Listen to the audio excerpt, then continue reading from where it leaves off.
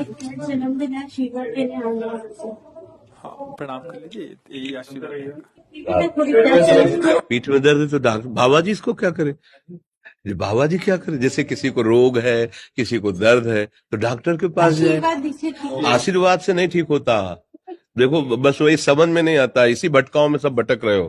कोई जंतुर बांधेगा, कोई आशीष, इसीलिए तुम सब अच्छे कर्म करो। पूर्व के पूर्व कर्मों के पाप से हमें दंड मिलता है। अच्छे कर्म करो, नाम जप करो, माता पिता की सेवा करो, सद्भाव से चलो। अभी ये कर्म नष्ट हो जाएंगे, किसी से जंतुर बंधवाने की जरूरत नहीं, किसी से आशीर्वाद मांगने की जरूरत है।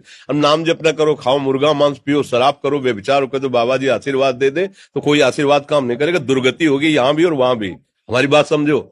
हाँ, जरूर बुरा लगता है, सत्य विषय बुरा लगता है, पर अगर बच्चा सावधान हो जाओगे तो सुखी हो जाओगे। कोई भी हो, हम किसी एक के लिए बात नहीं करते, सबके लिए करते हैं। सब भागते हैं इस बात में कि बाबा जी आशीर्वाद दे, रोग रहित हो जाओ। कभी नहीं होगा, कभी नहीं होगा।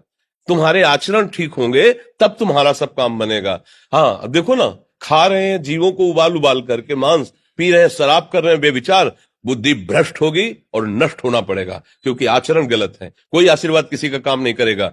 आप अच्छे आचरण करो, माता पिता की सेवा करो, परिवार की सेवा करो, समाज की सेवा करो, नाम जप करो। शरीर में कोई छोटे मोटे कष्ट आवे उनको सह जाओ। आगे चलकर आप देखो कि कैसी उन्नति होती, अच्छा होगा, मंगल होगा। इस भ्रम में ना रहना किसी के आशीर्वाद से कुछ हो जाता है। हम आपको पक्की बात बताते हैं कि आज बाबा के यहाँ गए थे यार, पीठ में दर्द कम हो गया।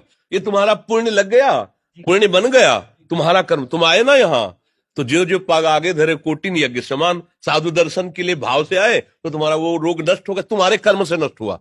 तुम सत्कर्म किए ना, उससे कर नष्ट हुआ। बात समझो बच्चा, आप हमारे घर के हो सब।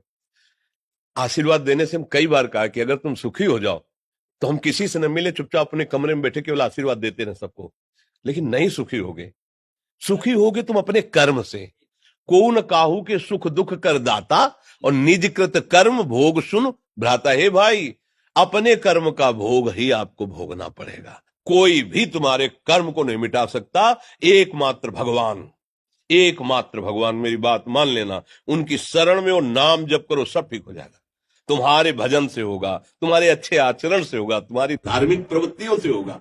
अब ये बात ना समझो तो फिर हम क्या कह सकते हैं? नहीं, हाँ, यही तुम्हारा जन्मदिन की सफलता है कि हमारी बात मान लो, राधा राधा रटो, कोई नशा मत करना, अपने माता पिता की सेवा करो, समाज की सेवा करो जितना। और जो कष्ट है वो स्थायी नहीं है। आज विपत्ति आई, कल खत्म हो जाएगी। अभी दिन है, फिर रात आ जाएगा, रात है तो दिन आ जाएगा। ये क्रम चलता रहता है, हमें निराश नहीं होना।